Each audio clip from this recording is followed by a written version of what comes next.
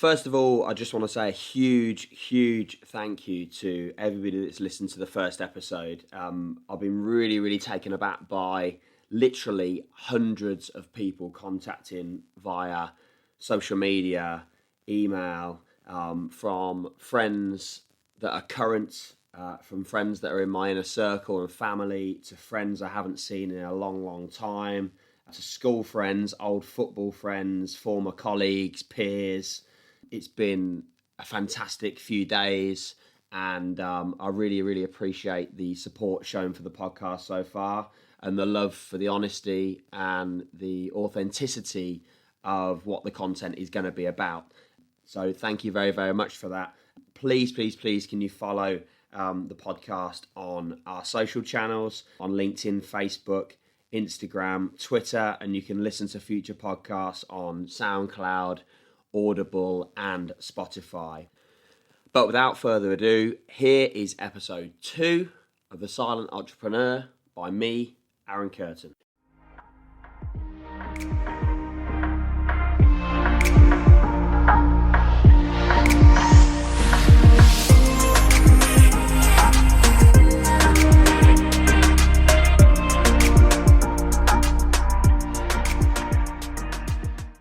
I'd just take this morning to start episode 2 just by answering some of your questions from social media and from direct contact over the last sort of week or so. I've got 3 or 4 pretty common questions, to be fair, that people have asked over the last few days. One of those is, how often are the podcasts going to be? So I've had some great feedback, like I said, in the intro during the last sort of week or so and few days. So I'm looking at putting a podcast out every 2 weeks. Sometimes those days may slightly change. There might be something more regular, but it's going to be every 2 weeks, is really what I'm going to be aiming to do. Some people have asked where I record the podcast and what studio I'm using. So look, in the spirit of honesty and truthfulness, like what the podcast is about, I recorded the first episode on my dining room table. So there's no studio, there's no glamour of a studio being booked anywhere. I have a small mic that plugs into my laptop, and I use a couple of different programs to record. Currently though, it's 5:30 in the morning. I'm currently sitting in my garage doing this recording, so there's definitely no glamour here. It's pretty cold, and that's the location currently for the episode 2. Somebody also asked, is it free? Yeah, the podcasts are free. They're never going to be charged for. Like I said, it's a good, authentic, honest podcast talking about real issues, both personal and business. I don't plan on charging anything for the podcast at all. It's completely free, and like I said, you can listen to that even if you don't have a Spotify or an Audible or a SoundCloud account. You can just click the link on the website, www.thesilententrepreneur.co.uk. Click the link at the bottom, and there's 3 or 4 different options there, and you can listen completely for free. Somebody asked, how do I know what to talk about? Which is quite interesting, really, because and this probably brings me on to one of the topics for today, and some of the feedback actually that I've had over the last sort of week or so. So I've had some great feedback. I've had some critique in terms of some things that I'll come to in a few moments, which is all fair and all good, because we can all improve. But knowing what to talk about, I like to plan the sessions to a degree, but I think also it's important not to have everything planned down to a T, because the whole point of the podcast is honesty, and it's me being selfish and reflecting and using this podcast and using this format to air my thoughts and my internal dialogue, which helps me first and foremost, and potentially other people as well. But first and foremost, it's about me getting that out and that making me feel in a certain way, and dealing with stress and situations and various pressure.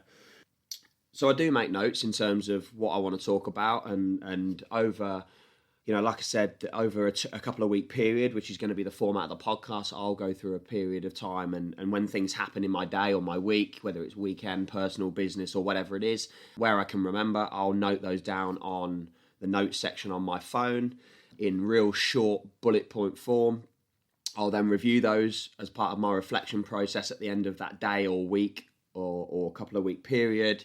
And I'll then select the things that I think are worth talking about. I'll make some notes around them, but I won't write a script. That'll never be the case. So, which is why you may get some ums and ahs and pauses in the podcast, because I'm not going to spend hours and hours cutting and editing the podcast, because I want it to be honest. I want it to be genuine. If there's stuff that I find hard talking about, there's a reason for that, and I want to make sure that the podcast is what it's promised to be, which is honest and genuine from the start. And picking certain topics is one thing, but then scripting responses just isn't what this podcast is about. So, number one, if you're looking for something that's absolutely clean and polished with no mistakes, this isn't the podcast for you. Turn off now. Go and listen to somebody else. It needs to be honest from the outset. And in terms of knowing what to talk about, yes, there is planning involved, obviously, but there's definitely not a script sitting in the background that I'm reading from, because I want it to be authentic, and I want to make sure that I get more than anything the appropriate amount of inner dialogue and reflection to help me. And like I said, that's really the purpose of the podcast. So I had some feedback actually on social media. I think it was on LinkedIn, from a chap that I used to work with many, many years ago in a telesales team. A great chap called Neil. Really, really lively character. Really, really nice guy. And arguably, I would say probably one of the top 5 or 10 telesales people that I've worked with in my career in terms of potential, skill, and knowledge and experience of doing that job, because telesales is a tough game, bit like door knocking really. It's a real tough game, and you're making a lot of phone calls, you're dealing with a lot of rejection, you're dealing with people most of the time that don't want to speak to you, and you've got to be Mr. and Mrs. Positive 24/7. You've got to keep your attitude, you've got to keep your volumes up, you've got to make sure what you're saying is engaging, it's quality, it's unscripted to a degree. And you're asking the right questions and getting the right information, and it's a hard old slog to be able to do it confidently and consistently over a few year period. He left me some feedback on LinkedIn about getting a little bit disillusioned with sales, and giving up on sales and taking some time out to rebuild himself, both personally, professionally, financially, because he just didn't feel like he was getting anywhere. And he sort of asked on LinkedIn whether that was the right thing to do or not. And I think in response to that, I don't think there is a right or a wrong way to go about it. I think it's different for everybody. Like I said, telesales and sales as a whole is a real hard slog. It's something that I've done since I was 15 and a half. I've always found it quite natural to me to be able to talk and engage with people to a decent standard, but it is a hard slog to be able to perfect and get consistent on, because there is a lot of rejection, there is a lot of volume, there is a lot of learning dependent on what product that you're pushing and selling at the time. And because of the amount of negativity that you get on the other end of the phone, you might speak to 100 people and you might only have 1 or 2 people that actually hold a reasonable conversation with you. So I think you need to be a certain type of individual to do that role. I still think that the skill is able to be learnt, but I think certainly to fast track progress, to have an ability to keep an attitude under negative and challenging circumstances is a skill in itself in many different roles and many different experiences in life. But he mentioned about whether it was the right thing to do to take time out and rebuild himself. And I think what Neil's done is take some time out of sales, go into a different role and come back sort of firing on all cylinders. So for him, he's answered his own question really, because it's obviously worked for him. I can see him doing really, really well now. But when we worked together before, and again, in the spirit of honesty with this podcast, without offending anybody, but speaking openly, he massively underachieved when I worked with him previously. I had a lot of time for him. I think he's a nice guy. I think he had a lot of talent, but I think he made bad choices. I don't think he was committed enough. I don't think he took it seriously enough. I think he put too much pressure on himself to a degree. And I think he thought that the job was easy and that he was the finished article. And because of that, the consistency and the attitude and the work rate was way under par. So when you think, you've got somebody tremendously skilled, that has good experience with a lot of potential. But if the work rate isn't there, then it's not going to display itself in the correct manner, and the deliverables are just not going to be to the standard that you would expect from that individual. Reading a book over the last few months called The Barcelona Way, which was given to me by one of my mentors, Jim Licktrop, up in Bolton, who runs a fantastic company called Howarth Air Technology. He lent me this book, as I couldn't buy it on Amazon anywhere. And one of the phrases in that Barcelona Way book is that talent and skill get you into the changing room. But when you're in that Barcelona changing room, it's your attitude and application that gets you on the pitch and keeps you in the team and keeps you consistently in that changing room. Talent and skill alone is not good enough. You need to have that work ethic. You need to have that attitude. You need to be able to get your head down and be consistently delivering in those areas on top of your skill and talent. So when I look at Neil's comment around giving up on sales and taking some time out, well, all I'm seeing from the outside is great things. In speaking to Neil on the phone over the last week or so, he seems really happy. He seems to have found a bit of a new lease of life. And I think his attitude and his work ethic is absolutely back on track. So taking time out of things sometimes is the right thing to do, to rebuild yourself personally, financially, professionally, to get your attitude and get your head and mindset into the right place. It's obviously worked for him, and it could potentially work for other people as well. But, you may be in a position with a role where you just want to graft it out and run through those walls and keep going.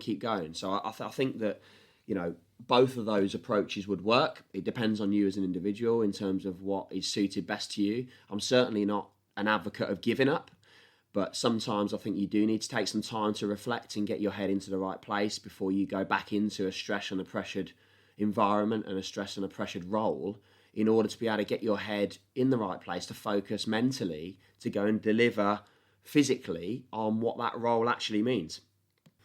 The second part of the podcast, the second topic really that I want to talk about as well, on from that, is a topic which I found very, very difficult actually over the last couple of weeks to talk about and come to terms with.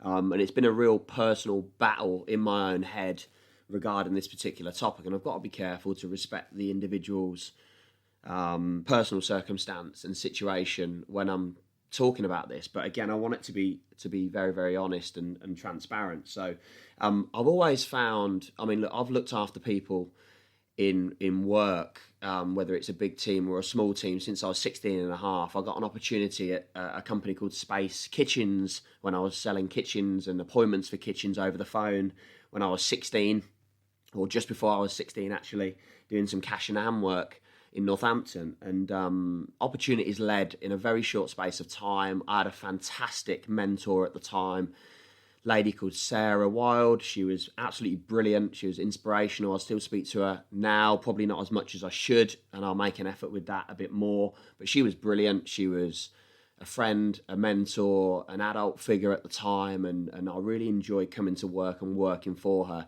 And opportunities came up at that time for me, and it turns out I was working in a call centre on the phone, and then I got an opportunity with my mates to run one of their shifts, which was looking after between 50 and 70 people at a time when I was 16 and a half.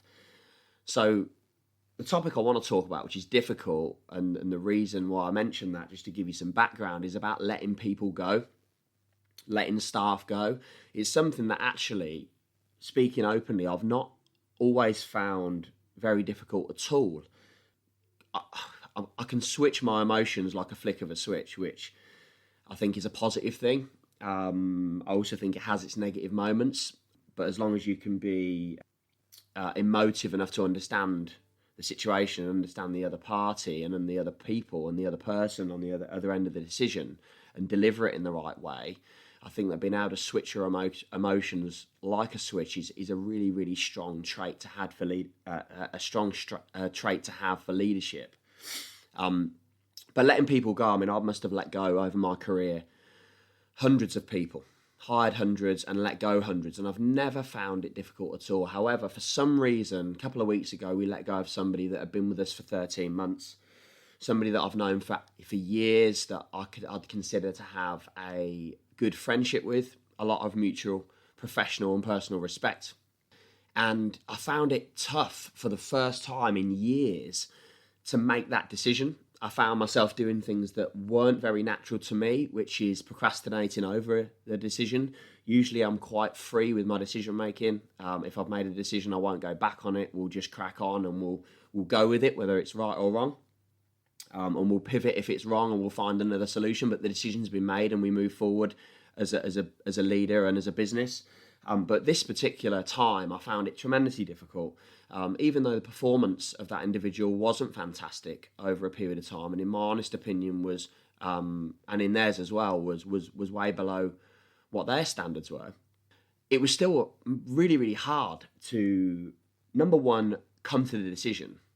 Number two, execute the decision in a way that is befitting to my relationship with that person. And then number three, in preparation for doing the decision, the number of sleepless nights I had prior to that were, I could probably only benchmark that against when I was younger, a few nights before a big game of football or a test that was really, really important, or, in my sales career, going and pitching a large customer when I was a little bit more inexperienced. There was an element of, not nervousness, but there was an element of concern of, I want to make sure this is done right. Am I making the right decision? And I sat down with my business partner a couple of times, and we made the decision to let that person go. And I think I must have sat down with John probably 2-3 times to discuss the same information. And I found myself trying to find reasons why we didn't need to do it.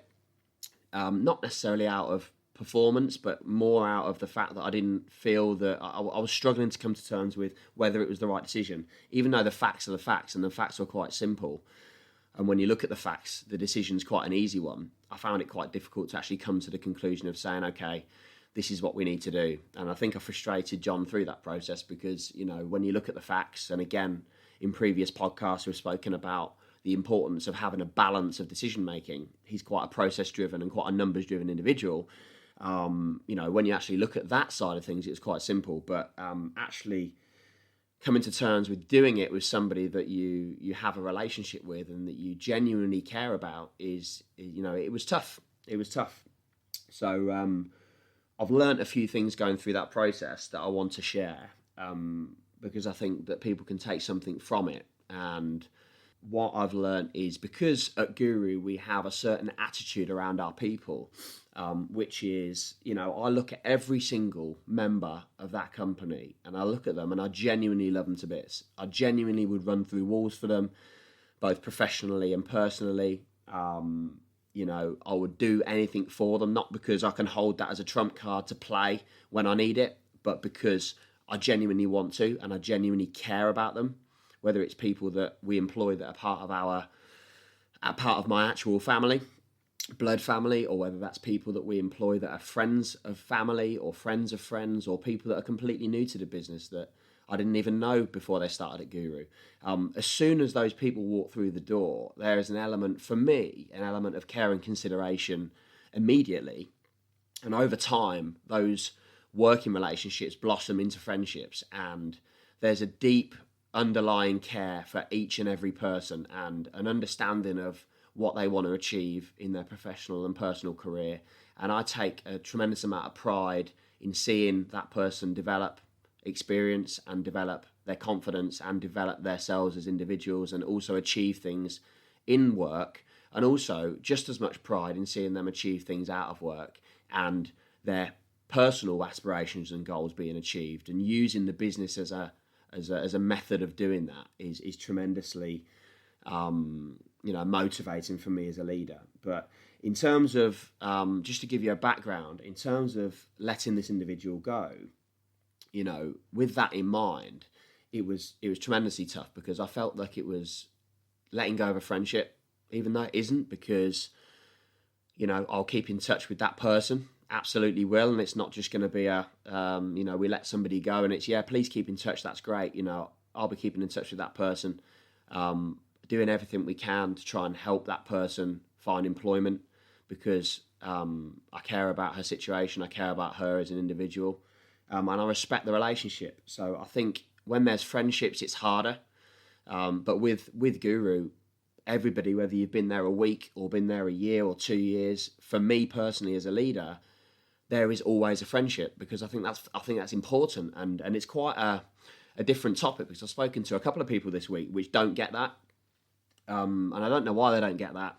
Maybe because they don't get that element of emotive connection with their current leader or their current business. They're not committed to that. Their boss isn't committed to them. I don't know whether they've not experienced that anymore. I'm not sure, or whether we've just got something special here at Guru, which I think we do have.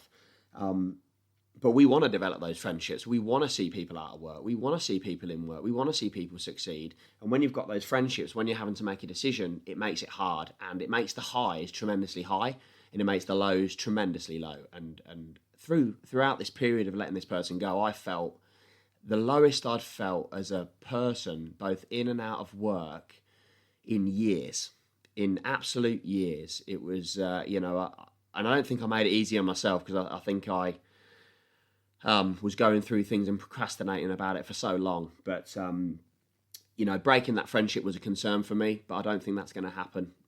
Making sure it's done with honesty and integrity was really, really important. That in old companies, the way that you would exit somebody out of the business would be to drag them to an office and take their car and lock them out of all of their services, and sort of, say to them, look, we hope you do well, we'll give you a reference, we'll help you find employment. But then it never got backed up. But we need to keep your car here, and we'll give you a lift home, and that was it. And looking back, that was an awful way to behave, but it was a way that the industry worked, and it was what those businesses were at the time, which is no reflection on the quality of the businesses, just the way it was. And I'm sure that still happens today. I wouldn't dream of doing that now with anybody, but I felt it was important to go and see this individual. So I turned up at their house, and I wanted to have a face-to-face conversation. I thought that was really important to maintain honesty and integrity, and that friendship was to get that individual to understand why we're here, and what that means, and to do it face-to-face in their environment, for me, was really, really important. So yeah, that honesty and integrity piece was vital, really, and to understand the impact that the decision has on that person. I think that's really, really important. And again, it's something that a couple of my peers actually disagreed with me this week, which was actually their approach was to keep the emotions away, and not to get emotionally tied, so the decision can be made and you can protect yourself as a leader and your mindset. I understand that approach, but it's not my approach. It's not an approach that I think with certain individual that I'd like to follow. When I sat down with this person and we shared where we're at and the reasons why, I'm sitting there on a dining room table having that conversation. As much as the conversation wasn't a positive one, it was honest, it was done with integrity, it was done with genuine care and consideration. And a tear was shed both sides, and I'm not ashamed in saying that, because I give a shit, and I care about that individual and what they're going to do next, their personal situation, and how it made me feel awful to make the decision, knowing that that's going to have a negative effect on their life, and I think that was the tough emotional mindset part for me, and the reason why I procrastinated about it for a period of time and wasn't decisive enough, was overthinking that element, and underthinking. I think that people are quite hardy, and people bounce back, and people have bad decisions and go through different things, and I think sometimes we need to understand that sometimes in the right way you need to rip the band-aid off. The Band-Aid off, but do it in a way that's understanding, honest, with integrity, and that he's understanding the impact of those decisions. And I think as leaders, sometimes we sway away from those tough decisions. But I think when the time gets tough, you need to make them and you need to be decisive. But I still think that it needs to be done in a certain way. And I still think many leaders and businesses in this day and age make those decisions, but deliver it in a very impersonal, an offensive way, really, and a very cold way, which I don't agree with at all. I think there's ways of doing things and ways of delivering positive and negative and challenging information and decisions. And I think when I put my head on the pillow that night, I think I did that person justice. I think we made the right decisions for the company, but I think it was done in a way that's befitting to the friendship that I have with that individual and the ongoing friendship that I have with that individual. So that was probably the toughest moment I've had in the last few months, at least. And I thought, in the spirit of this podcast, being honest, thought that was a really important point to share. The next point that I wrote down in my notepad is the importance of internal dialogue and having that internal measuring stick.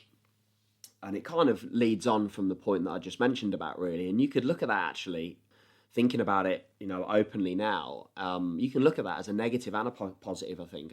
Having that internal dialogue is important for you to think about decisions, reasons why you're making those decisions, and how you're going to go about that decision-making process and how it's going to be done. But I also think that it can trip you up to a degree.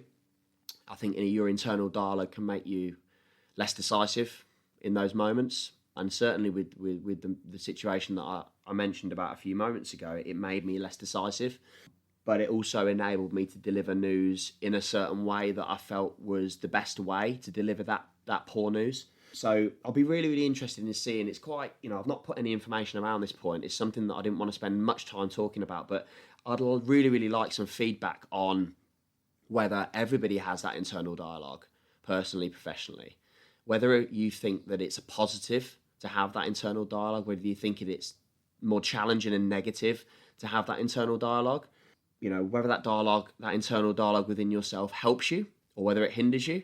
I think I'll be really, really interested to hear some feedback on that. So, you've got my social channels, whether it's Twitter, Instagram, Facebook, LinkedIn, and you've got email address as well, which I'll give to you at the end. So, send me some information on that. Tag me in a post, send me an IM, send me a DM on whether you think that internal dialogue is something important to have or whether it's something that maybe holds people back. I think for me, it's vital in my reflection process to deal with stressful situations, to deal with challenging situations. I also think having a strong internal dialogue to keep you honest around your internal measuring stick, around ethical decisions with business and personal is important as well to keep you grounded. And I also think when you have positive experiences, not just challenging ones and negative ones, but positive experiences, it's important to reflect on those positive experiences and feel good about it, because life's difficult, business is difficult. It's full of challenges and change all the time, which most of the time can affect people in a negative way.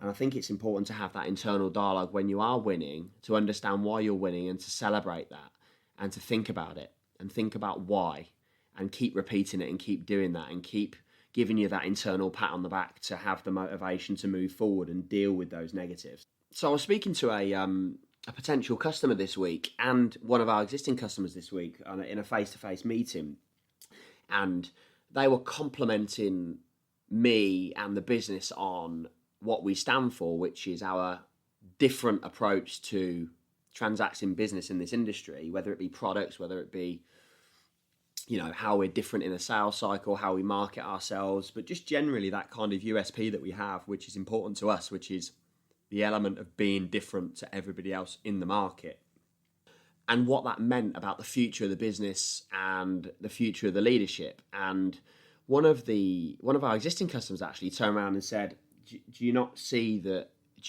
that it's a bit unrealistic to say that you're completely different? And do you see that as a positive thing or do you see that as a negative thing? And, we had a bit of a conversation about it, and it didn't really hit me until I was reflecting back in the car. And I do that quite a lot. If I'm driving around the UK, I might be driving for half an hour, 2.5 hours there, a couple of hours back. And I do a lot of reflecting, a lot of thinking, a lot of listening to things. and that resonated with me, probably for a good half an hour, 40 minutes. I was trying to answer that, whether sometimes as leaders you're too unrealistic, and whether that unrealistic measuring stick and bar is a good thing or a positive thing or a negative thing. And I think when we're talking about different areas, it means different things with different people. I think being unrealistic as a leader, if you look at some of the people that have changed history and changed time, people like Elon Musk with Tesla and SpaceX, people like Richard Branson, people like Steve Jobs, if you look at these people, their expectations and their ideas at the start are completely unrealistic, completely unfounded, completely, you would look at them and think you're mad. It's never going to happen. What's the point in even trying? But these people, have been tremendously successful and in their businesses and in themselves as leaders have changed history, have done things people have never done. So I think there is an element of being unrealistic which is positive. I think if it's delivered in a way where, from a sales perspective, for example, if sales targets are completely unrealistic, you're going to demotivate people. They need to be realistic, they need to be achievable, but they need to be stretching and testing at the same time. If your service delivery targets are completely unrealistic and unreasonable, then you're only going to demotivate people. So I think there's elements to being realistic, which is a positive. I mean, for me, in terms of our business being completely different in the market and branding ourselves differently and wanting to have that strap line, and we live and die by being different in the way that we transact our customers, the way that we look after people internally, externally, the way that we look after our clients, some of the products that we sell, the way that we procure the sales process and look after the client. There are things that we do which are completely different to other people, especially in this telecoms industry, which is, not always the best service-led industry in the world, and it has a bad name for itself. We want to pioneer and revolutionise that opinion, and that's why we're on this earth, to do that. We want to look back in 5-6 years and look back and think that Guru was the catalyst to change people's opinions on this industry. It's got a bit of a cowboy nature to it because of the history of the mis-selling in this industry. And I think, that's something that we hold very, very dear to ourselves. We're not like that. We're not about that. It's about doing things openly, honestly, doing things right, looking after the client, looking after your staff to look after the client, and giving people the tools and respect to go and make decisions freely and do what they need to do to go and deliver a fantastic service every single time, and have the pride associated with doing that and feel good when you do that really, really well. But also feel, when you've not delivered that necessarily very well to the standard, also feel an element of challenge because, we all need that sometimes to give ourselves a kick in the backside to keep going. So I think being unrealistic as a leader is probably more positive than it is negative. I think you need to have unrealistic expectations sometimes, and I think that can be used in a way to motivate people. But I think if it gets stupid and silly and completely out there, then I think that can challenge a normal mind. So I think there's two camps really with that. I think it depends on the listener, depends on the individual in terms of how they take that. Some people take being unrealistic as a challenge to exceed and to try and hit and to inspire, to push forward and move up. And some people take unrealistic challenges, I think, as a way of compounding negativity and compounding underperformance. So I think it's quite an interesting topic, and I'd love to hear some feedback on whether you think that working for a leader that has unrealistic expectations is good or maybe negative. I mean, for me, I've always looked at being different and that element of conforming to other people and conforming to a certain viewpoint of what you should be as being a real challenge for me personally in my own head. I think everyone's got a right to go and do what they want to do, whether it's work or personal. I think conforming to other people is negative. I don't like it. I think, when I look at it, I think, why would you want to be like somebody else? Why would you want to copy that? Why would you want a business that is exactly the same as everybody else? Why wouldn't you want the gratification and happiness of creating something unique? It doesn't mean you have to do a unique product, but it could mean that your approach is quite unique, your branding's quite unique, the way that you do things is different, the way you look after people is different, the way you serve your customers and look after your people is also different. So I think for me, conforming is something that I've always struggled with, even at school. I couldn't sit still for 2 minutes, and I couldn't conform and sit there and listen in lessons very well. I still struggle now in longer meetings. I get bored quite easily. I'm quite a task orientated person, and I want to go from one thing to another. I want to cover as many things as I can, and I want to be as productive and as efficient as I can in doing so. So, I'll ask the question to you, why would you want to be like somebody else? Why would you want to conform to a set of everybody else's standards? And I think when we started Guru, it wasn't about conforming. It was about looking at the whole purpose of Guru is looking at what everybody else is doing and thinking, that's actually pretty poor. The level of standard of customer engagement and customer management and customer service is poor. The way certain companies in this industry look after its people is poor, and we can do a lot better. We haven't got a lot of money to start the company. We don't have as much experience as other people, but why is that important and why is that relevant? Why don't we do something that takes all the negatives that we've ever experienced in this industry from different companies and different leadership, learn from those negatives and turn those negatives into positives by looking at solutions to fix them, and actually going a stage further than just fixing them, actually using those negatives and those solutions to those negatives as USPs to actually drive the business forward, whether it be staff engagement, whether it be products, whether it be USPs from a sales perspective, service perspective, or customer engagement perspective. So with Guru, we've completely turned it on its head. We've utilised the negatives and the weaknesses of the industry. They've become our strengths, and they now are starting to become, and look, we're not the finished article yet, we've got a lot of work to do, but we are starting to build a reputation in this industry as people that are, a company that's going places, a company that's doing things differently. And, we never want to be the biggest business in this industry, but what we do want to be is different. We want to be looked at as different. We want to be looked at as the best at what we do, not necessarily the biggest in the industry. The ability to conform or not conform is vital and has been vital to the success so far of Guru and the ongoing success of our business. Is if we turn out in 5 years' time, and if we, the day that this business is the same as other businesses in this industry is the day that we need to shut the doors, and the day we need to stop doing what we're doing and have a genuine look at ourselves and a rethink. So our benchmark and our measuring stick for our company is not other people, it's actually ourselves. And the benchmark that we use for being different is we look at ourselves on a regular basis in terms of our service levels, our people, our engagement, our branding, our product sets, absolutely everything. And we think, you know what? If there's people that are starting to do those things and starting to do what we do, we need to start to pivot. We need to start to change. We need to start to change something up because, we need to keep to that authentic, different culture in this business. Keep evolving, keep revolutionizing, and keep doing things differently, and keep pushing things forward.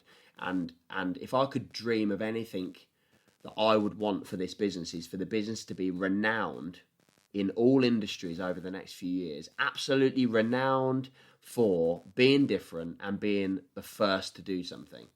Over and above it's our ongoing success from a financial perspective.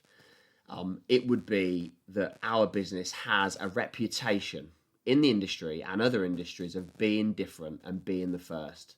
If I could dream of anything, that would be what it is. And some of the feedback that we're getting back from customers and suppliers is fantastic. And, sometimes it's challenging because it's like, why aren't you doing this? Everybody else is doing this. Well, just because everyone else is doing this doesn't mean that we're doing this. And if we start doing that, then we're just going to become the same as everybody else. And like I said before, that isn't what it's about. That's not what the dream is. The dream is to be different and to not just have that as a slogan on the wall, on a poster, or on the bottom of some branding. It's to live and die by that every single day. Every single transaction that we have with customers, we want to serve them differently, better than everybody else, and do a fantastic job. So I think over and above that, the importance of not conforming and the importance of being different is vital to a business's success. So look, I want to end this podcast with a couple of really, really important bits of information. So, and just a bit of a statement, really. So, as leaders, you can't undervalue the importance when you're speaking to customers, staff, friends, and family of the simple things, the basics. For me, the importance of saying thank you, well done, good job, when it's needed, it's completely free. But the impact that has on that individual it's so positive and fantastic, that the impact that sort of feedback has. And I think as leaders, sometimes you are busy, your head's down, you're thinking about the next thing, you're thinking about what we're going to do next and how we can evolve the business and what the next steps are. And I think sometimes you get too enthralled with that and you forget the basics. And for me, especially with the engagement that I've had with so many people over the last couple of weeks with regarding the business and the podcast, and some of the feedback, both positive, negative and challenging, that I've had, the ability of saying thank you to those people, the ability to say well done when we do something fantastic in the office, when we serve somebody really well, when we close a case in SLA, when we change something up, when we find a solution to a customer's needs that we didn't have before, when we go and acquire a customer that we've been pushing for months and months and months. The importance and value that a leader has in an organization to say thank you, good job, well done, that's brilliant, keep it up. Those really simple things actually mean a heck of a lot to people. And that came quite apparent to me quite recently. I've always been a type of guy that pats somebody on the back when they do a good job and also holds people accountable when they don't do a good job. I think it's important to have a balance in both. You can't just do one or the other, because you end up beating somebody up too much, which is negative, and you end up praising somebody too much and not making them accountable, which I think gives people a false sense of success, which again it leads to laziness, and it's a slippery slope. But when the time's right and when the work is due, saying thank you and well done to people and being genuinely appreciative is something that I think makes me feel happy, and it gives me a sense of pride. But I think it also gives back a sense of authenticity and a genuine sense of that emotion to that individual about whatever they've done to get into that point in time. So if somebody has closed a case or served somebody well or sold a great deal or come up with an idea about a new product or come up with an idea about how to engage our people better or a new bit of branding and marketing, or have listened to the podcast and left feedback on Audible or whatever it is, saying thank you is undervalued as a leader. Leaders that are listening to this now, if you can take anything away from this podcast, see if today you can say thank you, and genuinely mean it, by the way, when the credit is due. Genuinely think, how can I say thank you more, well done more, good job more? Can you do that 3, 4, 5 times today? And if you do that, what you get in return from your people, you'll be really, really surprised. Really, really surprised. And I only found that out just recently. And I'm going to make an attempt to do that a lot more when credit is due.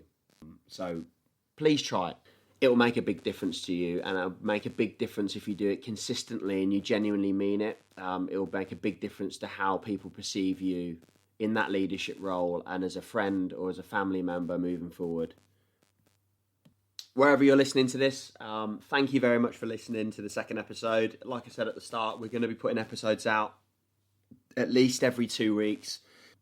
Again, we're really, really thankful and grateful for anybody that listens. Please share the podcast on social media. If you feel there's anyone in particular within your team, your family, your friend network, and your business that could benefit from listening to the podcast, please tag them in any of the social media accounts that we have. We're on LinkedIn, so you can follow us on there. You just need to search the Silent Entrepreneur. Facebook, exactly the same. Instagram, it's AK_ the Silent Entrepreneur. Twitter, it's @TS Entrepreneur. Thank you very much for listening, and I'll see you maybe from the garage or maybe not next week.